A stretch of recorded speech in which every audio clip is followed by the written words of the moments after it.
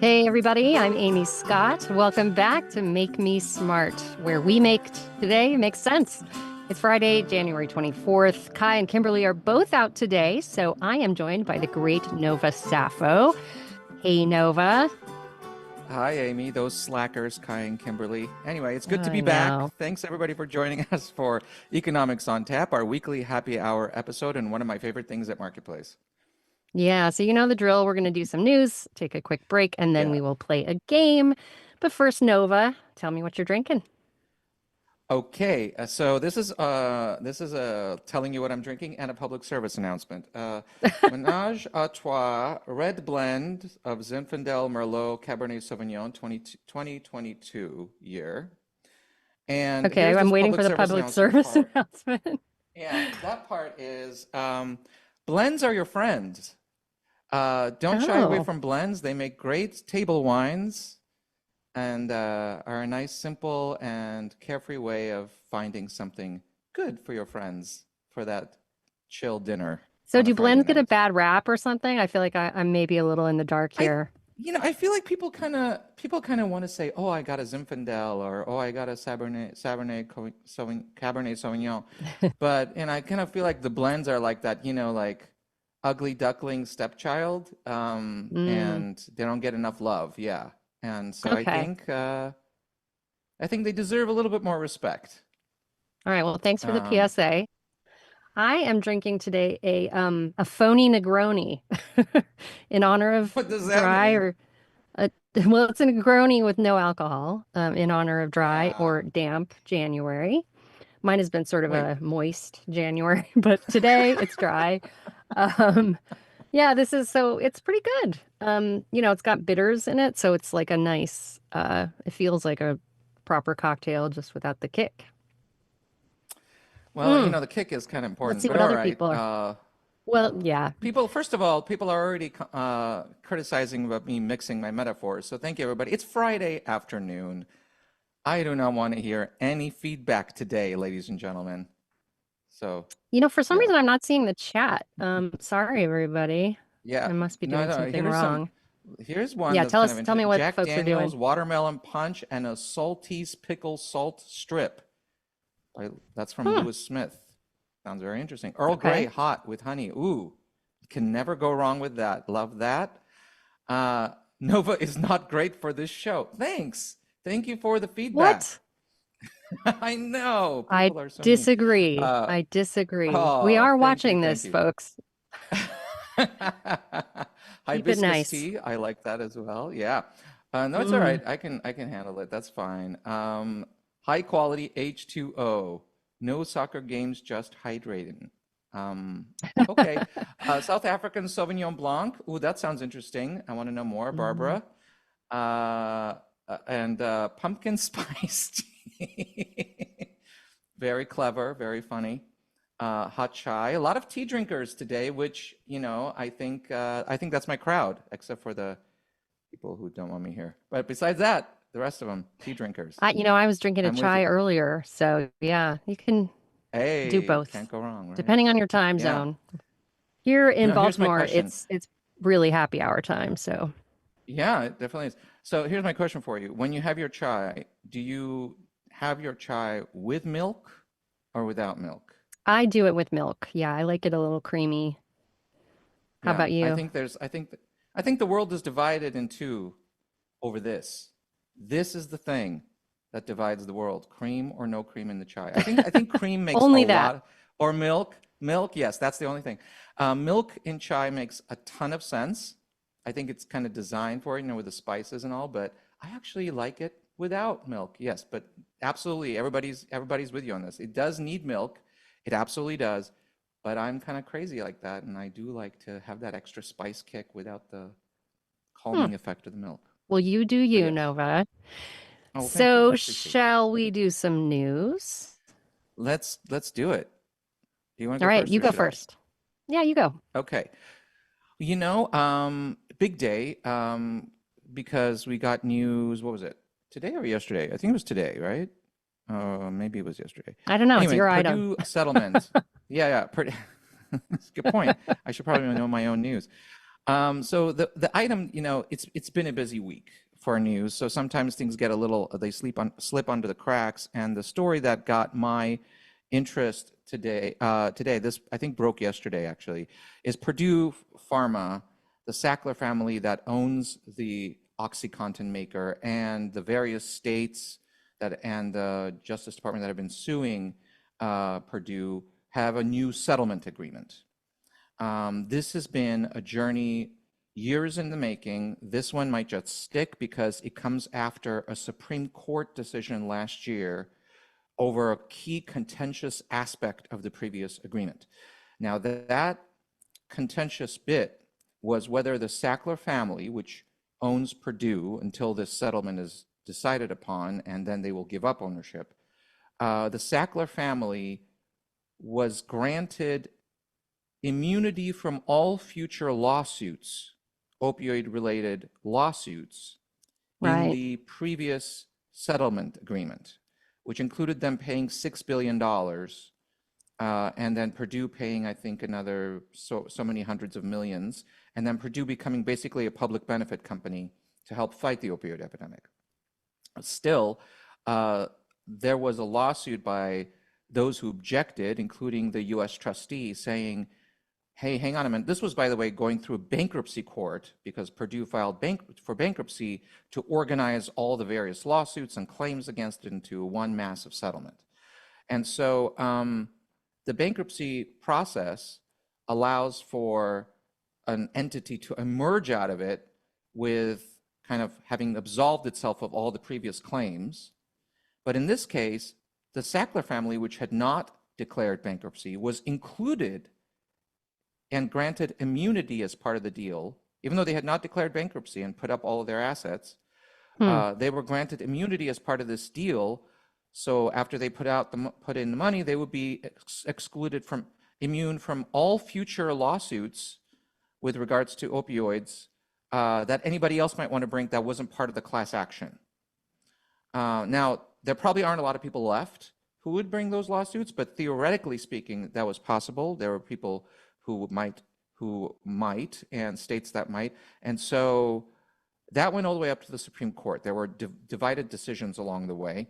The Supreme Court basically said that there was one small element of the bankruptcy code that was at issue. And that one element basically said judges can, use the bankruptcy process to settle the claims brought by creditors and everything else. It was kind of a blanket kind of statement. And the question was how blanket? And the Supreme Court made a very important ruling last year. It said it's not that blanket, that a party that has not declared bankruptcy cannot be woven into that settlement. This was huge. And right now, the settlement that they've reached technically does not absolve the Sacklers from future lawsuits. It's a complex settlement. The Sacklers also kicked in a little bit more money, $6.5 billion. The previous time it was $6 billion. And the possibility is that we may finally, after many years, finally have a resolution in the Purdue case. There have been tens of billions of dollars in settlements in other cases.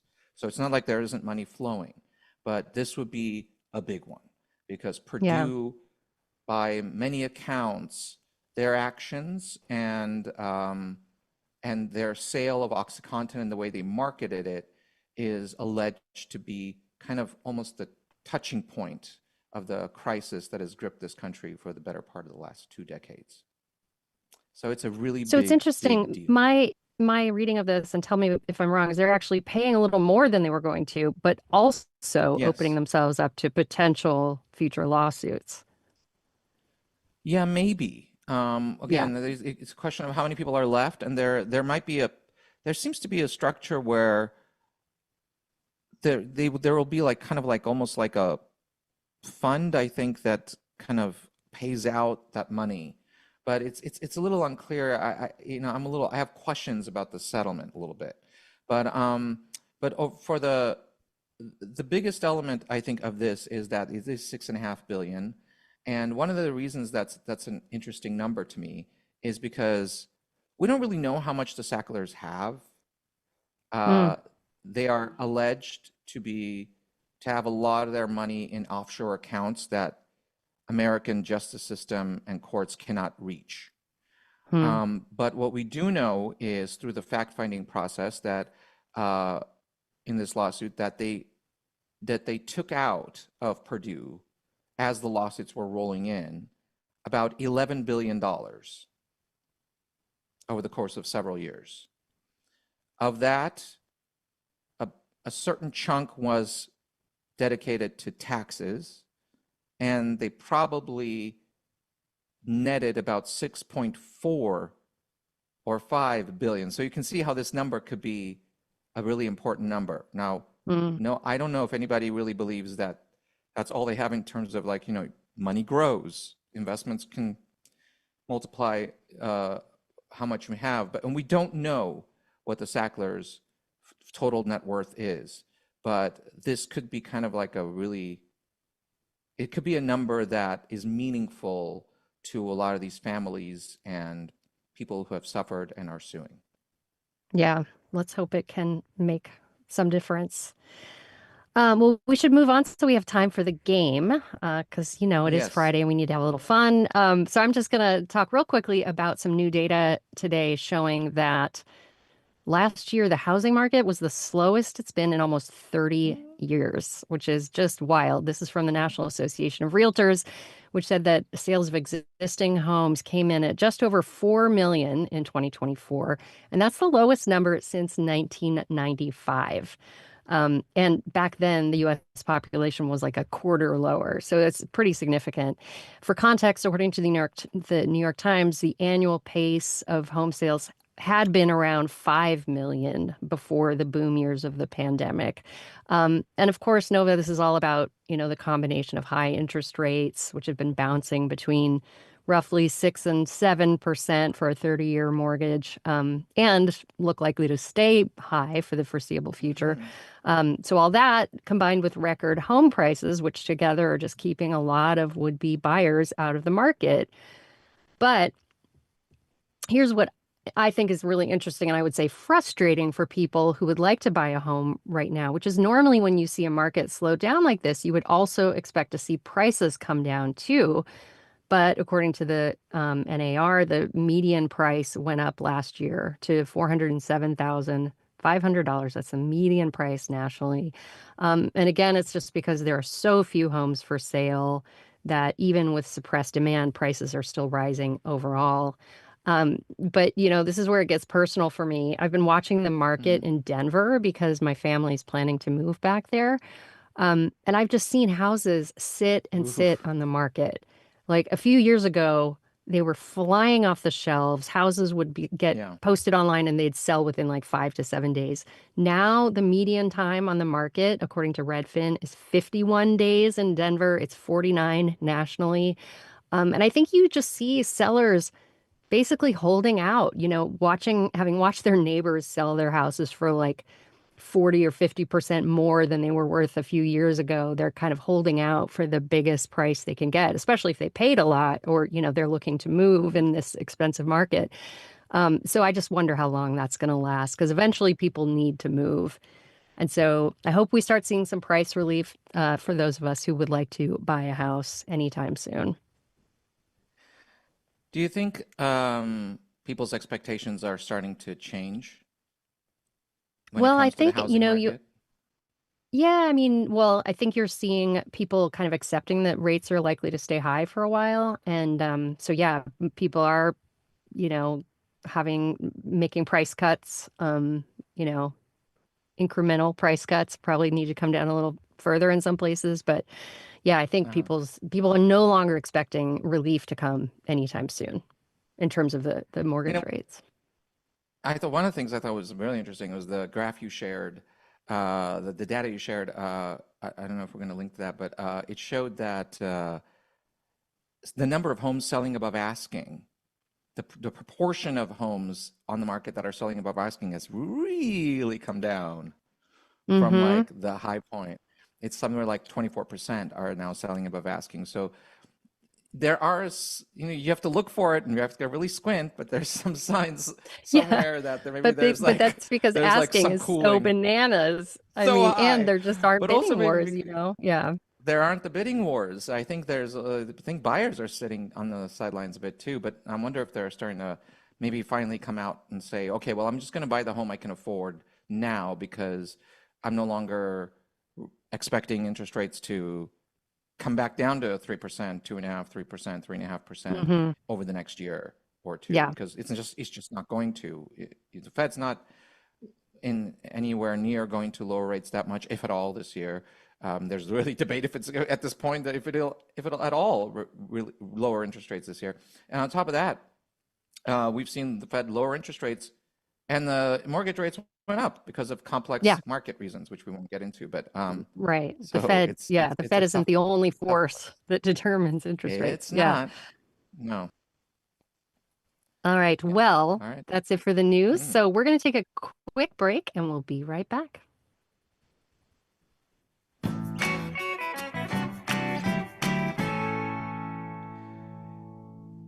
All right, we're back. Time to play Half Full, Half Empty, hosted by our very own Drew Jostad. Drew, take it away. Here I am. General Motors Hiya. has recently unveiled the 2026 Cadillac Lyriq V electric SUV starting at almost 80 grand. Are you half full or half empty on the popularity of the high-end EV? That's a good question. Half empty just because I can't afford an $80,000 starting price electric. If I did, I probably would be very half full. But wow, that's a pricey entry point. When are they gonna, half empty? Because I really wish that the, yeah, that what one of our what listeners just said, empty until they learn how to park the damn thing. Actually, empty. I like this one better. Empty, make mass market EVs for the rest of us. I'm empty because of that. I think it's time. There's plenty of luxury electric SUVs out there at this point, and I would like some non-luxury ones, please, that the rest of us Okay, can afford. quick counterpoint. I'm half full because Yeah. rich people are by far the biggest source of emissions that are heating up the planet. And so if it's rich people who are buying EVs, it's better than, Is that right? gas guzzling Wait, SUVs. what? But I had not heard absolutely. that. Oh Wait, yeah. I mean, what? yeah, far and away. People who have a lot of money emit far more because they're buying luxury vehicles, they're flying more, Hmm. they're, buying yachts, Buying they business have big class and first class. mansions. Yeah. Mansions are a huge source. Yeah, I mean yeah. I Look it had up, Nova. not thought of that. Yeah, that's So I'm news half to me. full. Maybe, well, But you I cover agree, mass climate. market would be good too. Yeah, that's really interesting. Okay, so we're split on that one. Next. Next one, data reported from the New York Times that since February of 2020, 13% of New York City's 24-hour restaurants have closed. Are you half full or half empty on the Ew. decline of the all-night diner? Oh, I'm Oh, that's empty. so Not even sad. half Half empty. empty. Oh, Yeah, that I is mean, so not sad, that I especially go in to New these York. places because I'm like an early to bed, late to rise kind of person. But yeah, I mean, the all-night diner is such a wonderful institution. And if you have ever been a shift worker, you might need that Yeah. burger or whatever at midnight Yeah. or 2 a.m. Everybody is empty on on the chat, by the way, I literally don't know across the why I board. can't get into the chat. This is bothering me. So thank you for reporting on it. Yeah, Waffle House should expand. Yes, that would be Yes. nice for the rest of us who don't live in the states where they are very popular and exist. Um, yeah, I as someone who is kind of a shift worker, I mean, I work the morning news shift, which is Right. very overnights basically and early mornings.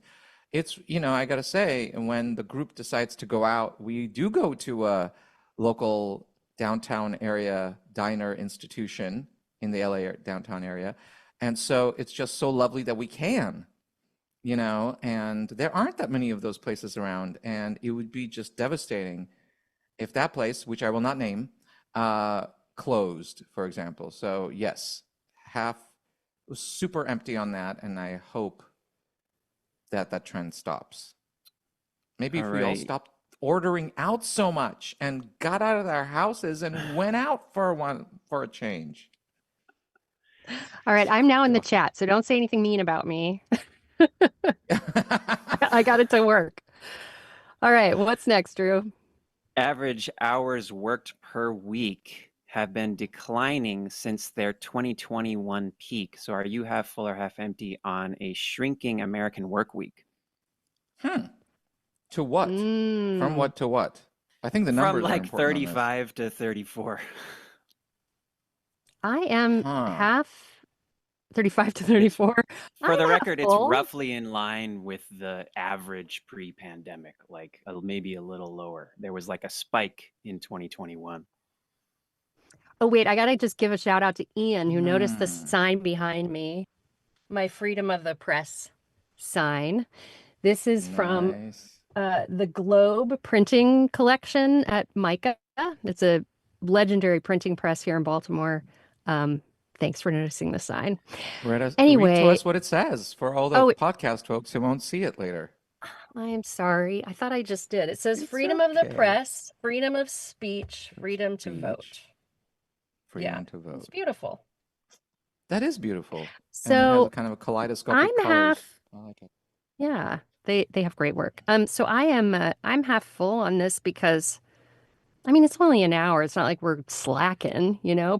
As long as people are getting their work done, I think it's a healthy thing to work less. Just ask Europe, right? Oh, yeah. So here's the thing. I'm both, and I will tell you why. I'm half full if it's a question of people finding some more work-life balance and, not putting in constant extra hours at work and it's averaging out to that. I'm half empty if it's because people are underemployed and more people are finding themselves in part-time jobs and it's averaging out to the hours going down for everybody. So it's a question Do of, we know? is this I don't know if per, we know how this is so measured. that's the That's an interesting point. Drew. I'm not going to make Drew What do do the you mean? analysis. I mean, it's Do averaged you know? across. It's averaged across all. I don't think it's a True, survey of That's all total jobs. full-time Yeah. workers only. So I it's think not just full-time. probably, Well, yeah. See, Drew, you gotta do more homework. You want me to parse the Fed data over here? Yes, absolutely. No, it's So I Friday. think it's Drew both, deserves a depending You want Friday me to too. try to dig into that? All right, what's All right, next? so we're like two-thirds full and one-third empty on that. I think that's Okay. probably the first time for this show. So there you are. All right. A previously unreleased Tina Turner track debuted this week. Are you half full or half empty on songs coming out posthumously? Ooh, that's a good one. This isn't the poll Amy? yet, is it? Not yet. Okay. No. Um, so I haven't Okay, heard I'm this so track, torn. Yeah. but I have, what was I listening to the other day? Oh, a bunch of we have satellite radio in one of our cars, and I was listening to a bunch of unreleased Beatles tracks, like alternate takes, and it was fascinating. And I just loved hearing like Yeah. the stuff they threw Yeah. away. I mean, I feel a little bad because maybe they threw it away for a reason, right? But like as a fan, it was Yeah. just cool to hear the process. So, I mean, I would say I'm half full. Um, as long as the artists or their heirs, I guess, are okay with it. So I'm just going to read this because it's funny in the chat. It just means they aren't really dead like Tupac. Yeah, well, it's true, right? They can live on in I a love the way. sense of humor of our fans. Yeah, no, I think that was a Tupac isn't really dead statement. But anyway, Gotcha. I'm really torn with this because yes, and people are pointing this out in the chat that there's a question of artistic integrity, and the reason the artists didn't release those, they didn't release those for a reason, is what people are saying, and I agree on that respect. We saw this with Prince, right? When he passed away, a lot of stuff got released that he was so guarded about those things. Mm.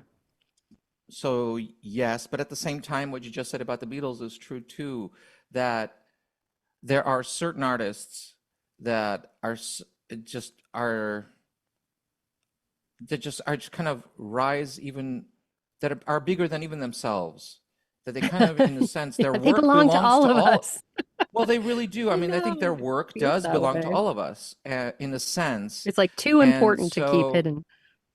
yeah, I actually think so. I really do. I think that, and you're right, it does give us a sense of their inner workings and inner thoughts and their process, and helps us get closer to their music and to their art when we do get parts and bits and pieces or songs that weren't released that are released again. I think it's a case by case basis on this, so it's really hard to say, but I'm overall half full just because I think we shouldn't shy away from trying to do it in an in an artistically sound way that would respect their memory. And I'm definitely going to check out this Tina Turner track as soon as we're done here. So Hmm. See, there you nice. go. That tells you All right. everything So you need now to is it the know. poll? Last one's audience poll, yes. All right, here we go. Everybody get ready to vote. Okay, this next item comes from The Guardian. It's something that's been rolling out across the United Kingdom. Are you half full or half empty on 20-mile-an-hour speed limits? Hmm? Oh, I have thoughts about this, What's but I'm the going to let context? people vote. Like on small streets, as opposed to 25 miles per hour, you get 20 mile Ye- per hour? Yeah, it's kind of like dropping down from 30 to 20 in a lot of neighborhoods, I think. Yeah, I'm going to look something Hmm. up while people vote because Okay, 1 minute, I talked about everybody. this on this Start And voting. very show. one of the Going. angles from the story, if this matters, was that it may be influencing car insurance rates to come down as maybe there are fewer accidents to cover. Hmm. Huh. Well, that's interesting. And I suppose the idea being 30 miles per hour, 20 miles per hour, because it's the small streets where the accidents happen more than, say, on the freeway, where everybody's going 70 or more. I don't know the rationale for sure. Yeah, I wonder if it has to do with, you know, excuse me, I put my phone on do not disturb and it just rang. That's weird. Yeah, I guess I'm a half All right. full on that personally, but am I not supposed to say anything until we I, are done I with the don't poll? remember. Are we supposed to I think we're reveal the not poll supposed to. results Oops. first? It doesn't Drew, tell matter. us. I can't It remember. doesn't Okay. matter. It Well, doesn't I'm just matter. going to pipe in here They've because, made up their minds. yeah, so it's way, I mean, 114 so votes so far. One we've minute to go. seen we've seen pedestrian deaths from traffic increase here in the United States, and the research about how much less fatal an accident can be if people are going even 5 miles per hour slower is just really compelling. I mean, if you drive 20 miles per hour, it feels so slow. Like if you ever go to a It campground, does. and the Yeah. speed limit is like 15 miles per hour, it's like, oh my God. Um, but I think the data is really compelling. And, we were talking earlier about these giant luxury electric vehicles, that these big vehicles have become so deadly to pedestrians. And so, I think as a driver, it would hurt to go 20 miles per hour in more neighborhoods, but I Yeah. think for the safety of our fellow It's a humans, worthwhile good sacrifice. idea. Yeah, I agree with you, and I just like to read the results of the poll by Yeah. prefacing that with our folks, our audience likes to live dangerously. Because even though 60%, it's only 60% half full. 40% of you are maniacs who are menaces to society. And I'm very proud of you. But yes, yes, Yes, I can relate. I can I'm relate. I think surprised that's a it's so pretty close. good 60, result. I'm 40. surprised Who that isn't 60% 40% are a half maniac? full. Really? Really? Oh my goodness. You thought it'd be a smaller number? Yeah, I guess so. You Just think because, more of our I audiences mean, I are drive. maniacs. I see how fast people go. My own internal polling has been quite different. That's a good point. That's a good point. I should point Anyway, out that well, we'll see. when I go We'll visit my see if it parents, spreads. I'll leave you with this anecdote. When I visit my parents, they live on a very small street, and they put in speed bumps to slow people down, and people just like roll right over those things and just hop along. Oh yeah, they go So flying, yeah, get some air. In flying over Baltimore the they call speed them bumps. speed humps, which I've always found hilarious. I'm Oh, more a there's, speed bump huh? person, but they call them speed Yeah, humps. that's So yeah. The Hunchback of Notre Dame would like that name back. All right, that's it for us today. Okay, so yeah, that's it for us today. Keep sending us your comments, questions. You can email us at makemesmart@marketplace.org or leave us a voicemail at 508-827-6278, aka 508 You Be Smart. Isn't that smart? I think pretty that's smart. Make Me Smart is produced by Courtney Bergseeker. Today's episode was engineered by, wait for it, Charlton Thorpe. The team behind our Friday game is Emily McCune, Jamila Huxtable, and Antoinette Brock. Marissa Cabrera is our senior producer. Bridget Botnar is the director of podcasts, and Francesca Levy is the executive director of digital and on demand. And that's it for us today. Have a good weekend, everybody.